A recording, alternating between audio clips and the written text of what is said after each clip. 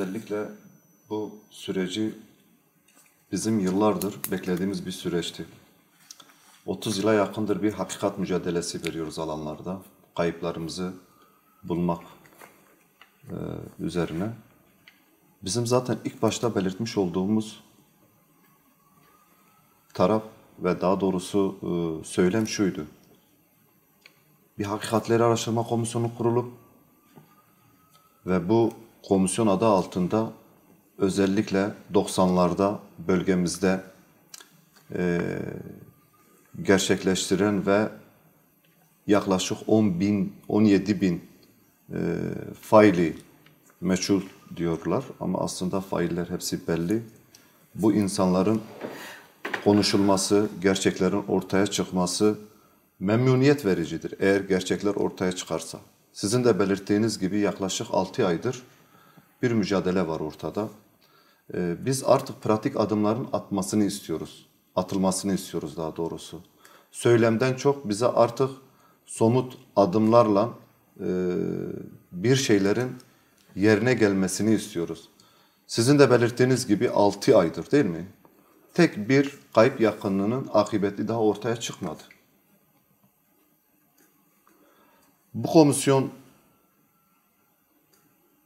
talebimiz ve isteğimiz bizlerin de dillendirilmesi, bizim de konuşulacak, söylenecek çok sözlerimizin olduğunu bilmelerini isteriz. Çünkü biz o dönemin tanıklarıyız. O dönemde neler yaşandı, neler oldu biliyoruz. Ve bunların gün yüzüne çıkması bütün annelerin başta olmak üzere büyük bir umududur. Yani bugün bir araya gelmemiz bile büyük bir umuttur. Bu umudun sönmemesi, bu mücadelenin sürdürülmesi tarafıyız biz. Bunları belirtebilirim şimdilik. Yani gerçekten artık hakikatlerin ortaya çıkmasının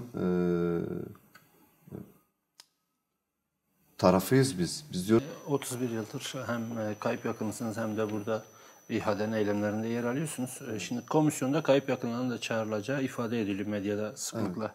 Evet. Manşet oldu bu konu. Evet. Yani çağrılırsa gidecek misiniz? Gittiğiniz zaman komisyonda neler talep edeceksiniz? Açıkçası komisyonla ilgili bir şey belirtmek istiyorum. Komisyonda bildiğim kadarıyla rahmetli Tahir Elçi'nin eşi de var. Bir de ayrıca yıllarca baroda görev yapmış Sezgin Tanrıkulu da var. Yani bu bölgeyi yakinen bilen, aynı zamanda bir mücadele veren bir insan. Pervin Buldan var. O da aynı şekilde bu mağduriyeti eşi tarafında yaşamış bir insan. Meral Danış Beştaş. Danış Beştaş, pardon. O da yıllarca bu bölgede hak, hukuk, adalet mücadelesi veren bir arkadaşımız. Komisyona çağrılsa tabii ki gideceğiz. Hatta komisyondan bazı taleplerimiz de olacak. Hani hep bir taraf bir tarafa çağrıda bulunuyor. Yani şahsen bu komisyona dahil edilmekten çok bir çağrıda bulunursam şöyle bir talepte bulunacağım. Özellikle 90'lı yıllarda bu bölgede görev yapmış en üst seviyeden en alt seviyeye kadar bu bölgede kolluk kuvvetlerinin de bu komisyona dahil edilmesini ve dillendirilmesini talep ederiz. O 90'larda bu bölgede neler yaşandı? Çünkü bu bölgede görev yaptılar. Doğu ve Güneydoğu Anadolu bölgesinde. Yani onların da muhakkak itiraf edebileceği bazı şeyler olabilir kayıplarla ilgili. Değil mi? Mezar yerleri gibi. Tabii yani şunu siz bizden daha iyi bilirsiniz. Yani biz insanlardan bahsediyoruz. 17 bin. Yani resmi kayıtlara göre 17 bin. Yani bizim gözlemlerimiz İHA'de Tahir arkadaş belki bu hususta bize daha bilgi verir. Tutanaklara geçmeyen bir sürü aileler var. Yani bunların akıbetleri ne oldu? Bu talep edebiliriz. Özellikle tekrar etmekte yarar var. 90'lı yıllarda bu bölgede görev yapmış yetkililer.